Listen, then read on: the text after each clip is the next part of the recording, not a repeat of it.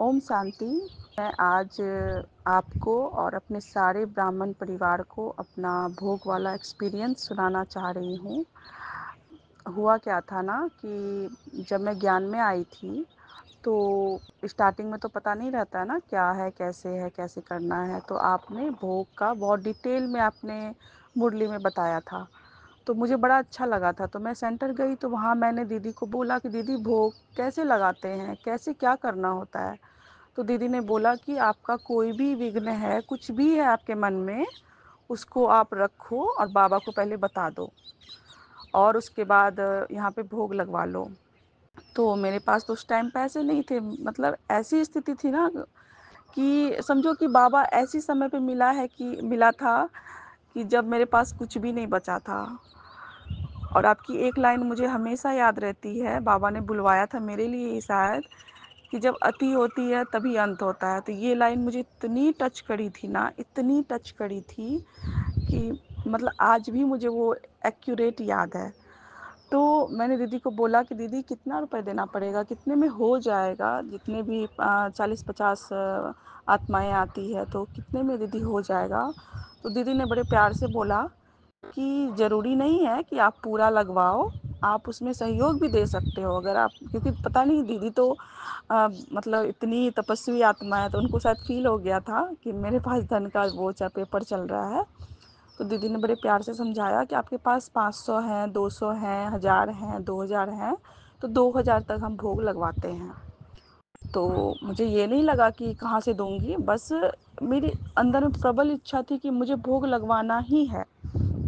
और मेरे पास उस समय पैसे भी नहीं थे। तो मैंने बाबा को बोला कि बाबा मुझे भोग लगाना है, कैसे भी करके मुझे भोग लगाना ही है। तो बाबा को मैं बोल के आ गई।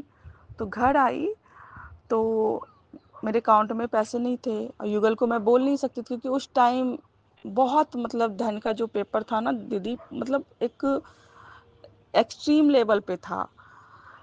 हस्बैंड मेरे बैंक करप्ट हो चुके थे, बहुत सारा कर्जा हो गया था, बहुत सारा। और कैसे घर चल रहा था तो मुझे भी नहीं पता। मैं तो बस बाबा को याद करती थी कि बाबा तू घर चला रहा है, पता नहीं कैसे चल रहा है। उसके बाद मेरी क्या आदत थी ना कि मैं बुक्स जब पढ़ती थी ना पहले भी, तो उसमें मैं 50 का नोट, 100 का नोट, 500 का नोट पहले मैं रखती थी, मेरी आदत थी वो। और पता नहीं मैंने बहुत सभी बुक चेक किए थे तो किसी में पैसे नहीं थे। तो अचानक मेरे मन में आया कि एक बार और चेक करती हूँ। तो जैसे मैंने चेक करना शुरू किया, सारे बुक्स लगभग 15-20 बुक थे, तो किसी में 50 मिले, किसी में 100 मिले, किसी में 500 मिल गए। तो मुझे तो लगा कि यार मैंने चेक किया था, ये कैसे हो गया। तो पता नहीं बाबा साथ है, कुछ भी हो सकता है। तो मुझे लगभग 2500 रुपये मिले।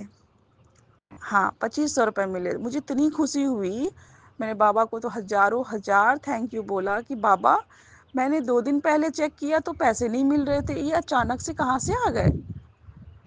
तो मैंने 500 युगल को दे दिया और मैं 2000 लेकर सेंटर गई दूसरे ही दिन। मैंने दीदी को बोला कि दीदी चमत्कार हो गया, पता नहीं कहाँ से पैसे मिले, मुझे बस मिल गए, तो इसको आप भोग लगवा दो। और मेरे युगल बहुत बहुत ज़्यादा उस टाइम में बहुत परेशान थे। तो और मुझे ये विश्वास था कि मैं भोग लगा रही हूँ, जितनी भी आत्माएं अगर भोग का एक कण भी खाएंगे ना, तो सारी आत्माओं के बाबा विघ्न दूर कर देना। मैंने ये संकल्प डाल के दीदी को वो धन दिया। तो दीदी ने बोला कि अरे आप तो पूरा पैसा दे दिए, तो आपके पास पैसे थे, आप कुछ रखे घर पे। तो मैंने बोला दीदी मुझे ज़रूरत नहीं है, क्योंकि अभी जो टाइम है ना, अभी सभी आत्माओं का भोगनाएं ख़त्म करने का टाइम है। तो दीदी बड़ा खुश हुई, तो वो बोली क्या कि ठीक है कोई बात नहीं, हम लगवाते हैं भोग। तो भोग लगाने के कुछ दिन ही बाद इनको कहीं से कुछ काम मिला। और हमारी जो प्रॉपर्टी थी ना वो बिक भी नहीं रही थी। बहुत ट्राई कर रहे थे, क्योंकि बिकना बहुत ज़रूरी था, ज़्यादा का नहीं था, 15-20 लाख का था। तो बिकना ज़रूरी इसलिए था कि हमें लोन क्लियर करना था। मैंने बाबा को वो भी लेटर में लिखा था कि बाबा बस जो भी अमाउंट है आपको जो सही लगे बस उसको सेल करवा दो बाबा, क्योंकि लोन जब क्लियर हो जाएगा ना, उसके बाद हम लोग दाल रोटी में खुश हैं। तो मैंने ऐसा कुछ बोला था बाबा को। उसके बाद मुझे एक टचिंग आई, मेडिटेशन मैं कर रही थी, टचिंग आई, और एक भाई जी जिससे मैंने बहुत टाइम पहले बात किया था, लगभग 3-4 साल पहले, तो मैंने उसको फ़ोन किया। मैंने बोला, भाई एक प्रॉपर्टी सेल करना है, आप करवा दोगे क्या?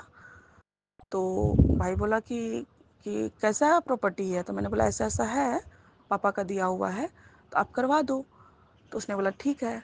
और कुछ ही दिन के बाद, मतलब 1 सप्ताह बोल लो, वो भाई जी खुद ही फ़ोन किए, बोले क्या कि मैं लूँगा ज़मीन, तो मुझे दे दो प्रॉपर्टी। तो मैंने बोला ठीक है, आप लो या किसी और को दो, मुझसे फ़र्क नहीं पड़ता, बस मुझे पैसे चाहिए, मुझे लोन क्लियर करना है। तो ऐसे-ऐसे करके काम हो गया। और उसके बाद एक और अच्छी चीज़ क्या हुई मेरी लाइफ में, कहते हैं ना दीदी कि करोड़ों लोग ऐसे भी हैं दुनिया में जो बहुत पैसे वाले हैं, लेकिन पैसे की फ्रीक्वेंसी होती है, एक वाइब्रेशन होता है। कभी-कभी लोग के पास पैसे रहते हैं तो वो बीमारी में खर्च हो रहे हैं, तो किसी गलत काम में जा रहे हैं। ये चीज़ें मैंने इतनी बाबा के ज्ञान में आने के बाद नोटिस करी हैं, पहले नहीं उतना पता था कि पैसे की भी अपनी एक वाइब्रेशन होती है। और धन वाला प्रयोग आपने सिखाया था, बाबा ने सिखवाया था ना आपको निमित्त बना के, तो वो वाला मेरा माइंड में सेट हो गया था कि मैं जब भी किसी को धन दूंगी तो दुआओं के साथ दूंगी, फुल ब्लेसिंग देकर दूंगी, और जब भी कोई देगा तो एकदम दिल से शुभ भावना देते हुए मैं उस धन को स्वीकार करूंगी, और धन को यहाँ वहाँ वेस्ट नहीं करूंगी। मेरा एक एक रुपए मेरे बाबा का है और मुझे अच्छे से यूज़ करना है, बाबा ने मुझे ट्रस्टी बनाया है। तो ये मुझे बहुत अच्छे से मेरा माइंड में सेट था। तो हाँ, भोग पे आते हैं। भोग को लगाने के बाद वो ज़मीन सेल हो गया, वो अच्छे से सब कुछ क्लियर हो गया। मैंने युगल का लोन पहले क्लियर करवा दिया कि आप अपना लोन कर लो क्लियर, हम उसके बाद दाल-रोटी खाएँगे ना, मस्त रहेंगे, कोई दिक्कत नहीं, ज़्यादा हमें नहीं चाहिए। उसके बाद मेरे भी थोड़े-मोड़े कर्ज़े थे, साइड से मैंने ले रखे थे, तो उसको भी मैंने क्लियर किया।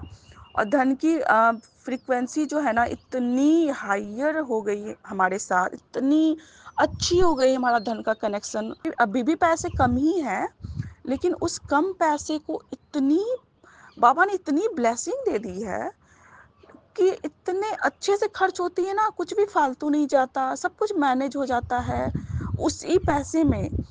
तो भोग लगाने से ही धन की वाइब्रेशन हाई होती है।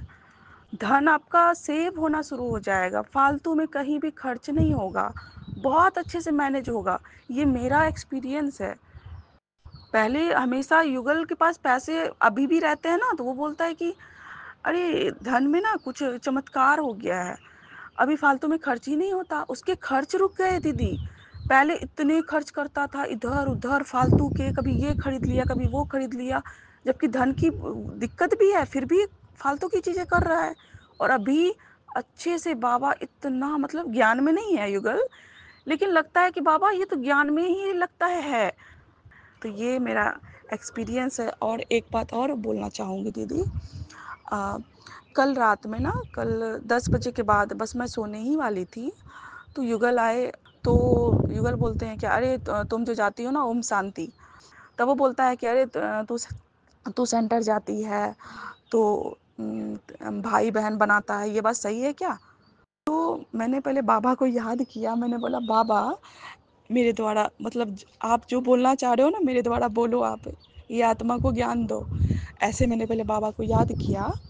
तो मैंने उसको बोला कि एक बात बताओ कि आप कोई सामान खरीदते हो तो सामान ऐसे ही खरीद लेते हो या फिर उसको चेक करते हो, उसके बारे में जानते हो तब तो आप लेते हो ना?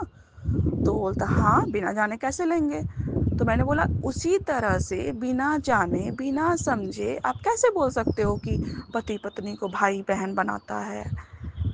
तब मैंने उसको आत्मा का परिचय दिया कि आप एक सोल हो, आप आत्मा हो, शरीर अलग है, आत्मा अलग है। अगर शरीर ही सब कुछ होता तो क्यों बोलते हैं कि ये आदमी चला गया, हाँ, प्राण नहीं है, तो प्राण को क्या बोलते हैं? तो बोला हाँ, आत्मा तो है शरीर में, तभी तो हम लोग जिंदा हैं। हम बोले हाँ, उसी आत्मा का ज्ञान लेना है कि आप आत्मा हो। उसके बाद मैंने बताया परमात्मा के बारे में, कि आत्माएँ तो सभी बिंदी रूप हैं और सबका पिता अलग-अलग थोड़ी हो सकता है। कहते हैं सबका मालिक एक, तो वो मालिक कौन है? सब आत्माओं का पिता आखिर है कौन? तो ये तो जानना फ़र्ज़ बनता है ना हमारा। हमारा बाप कौन है हमें पता ही नहीं रहेगा, तो फिर कैसे होगा? तो बोलता हाँ, ये भी बात सही है कि भगवान तो एक ही होगा। हम बोले आप मंदिर जाते हैं, माथा टेकते हैं, तो कभी जानने की कोशिश किए हैं? कि आप बोलते हैं कि कृष्ण जी भी भगवान है, बजरंगबली भी भगवान है, ये भी भगवान है। अरे 10 भगवान थोड़ी होगा, वो तो देवी-देवता है। तो वो बोलता है हाँ, बात तो सही बोल रही हो तुम। तो मैंने उसको बोला क्या कि आप ना एक बार अगर मेरे लिए आपके दिल में थोड़ा भी ये वो है, होता है ना रिस्पेक्ट, तो आप एक बार मेरे से प्लीज़ चलना, मेरे दीदी से मिलना। वहाँ सेंटर पे जाओगे ना, आपको इतना अच्छा फ़ील होगा, इतना पीस महसूस होगा, इतनी अंदर में शांति महसूस होगी। एक बार एक्सपीरियंस करो उसको मेरे कहने पे। बोलता है कि अच्छा ठीक है, तुम पहले भी बोली हो, ठीक है कोई नहीं तुम्हारे साथ हम चलेंगे। दीदी ये सुन के इतना अच्छा लगा कि मैं बता नहीं सकती, मैं तो खुशी के मारे मेरे आँख से आँसू छलक गए। अच्छे से सुना उसने मेरी बातें, बहुत अच्छे से सुना उसने। दीदी मैंने बाबा को लाखों लाख थैंक यू बोला कि थैंक यू बाबा, जो ये बंदा सुनता नहीं था, हमेशा बोलता था अरे तू तो जाती है सेंटर, भाई बहन बनाए देगा तुझको, तुझको तो पवित्र बना दिया। हाँ, तब बात आई पवित्रता पे। तब दीदी मुझे ना मैंने बाबा को बोला बाबा मैं इसके लिए क्या बोलूँ? ये आत्मा तो नहीं है ना अभी, ये ज्ञान में नहीं है, तो इसको मैं क्या बोलूँ? तो बाबा ने टचिंग कराई कि पवित्रता में एक शक्ति होती है। जैसे कि तो स्वामी विवेकानंद के बारे में बताया कि देखो वो क्यों थे, उसकी बायोग्राफी पढ़ी है आपने? पढ़ना। कि प्योरिटी क्यों ज़रूरी है? प्योरिटी में बल होता है, क्योंकि जब हम अपवित्रता वाला काम करते हैं ना, उस टाइम देखो कि क्रोध बढ़ जाता है। अगर वही प्रेम है तो उसके बाद, जो अपवित्रता वाला काम करने के बाद फिर क्रोध क्यों आता है? वही पत्नी बुरी क्यों लगती है? क्यों वही प्रेम नहीं रहता जब उस टाइम वो लोग गलत काम करते हैं, जितना प्रेम दिखाते हैं उस टाइम में, उसके बाद प्रेम कहाँ चला जाता है? आप सोचो। उसी में सुख है, तो वो सुख हमेशा सदा काल के लिए क्यों नहीं रहता? तो मतलब वो अच्छी चीज़ नहीं है, मतलब उसमें वो सुख नहीं है। तो मैंने बोला कि हम लोग इतने टाइम से अभी प्योर रह रहे हैं, तो आपको मैंने किसी भी चीज़ में कमी दी?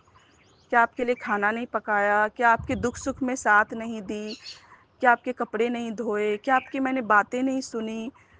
आप जो भी बोले, हर बुरे वक़्त में मैंने आपका साथ दिया, तो ये बताओ, तो इसको प्रेम नहीं बोलेंगे क्या? इसको रिश्ता निभाना नहीं बोलेंगे? इस तरह से मैंने बोला, बड़े मतलब युक्ति से मैंने समझाया, और सच में दीदी कल तीर निशाने पे लगा है और वो मेरे साथ सेंटर पे जाएगा, दीदी से मिलेगा। मैं तो इतनी खुश हूँ ना कि मेरे पास जितना भी बोलूँ कम है। और एक बात और दीदी, जो भी मेरे घर आता है ना दीदी, यहाँ बाबा का घर आता है ना, वो बंदा या बंदी वो एक बार तो ज़रूर बोलता है कि यहाँ पे कुछ ना कुछ तो अलग है। क्योंकि आपके यहाँ आते हैं ना तो इतना शांति मिलता है, इतनी पॉज़िटिव वाइब्स आती है।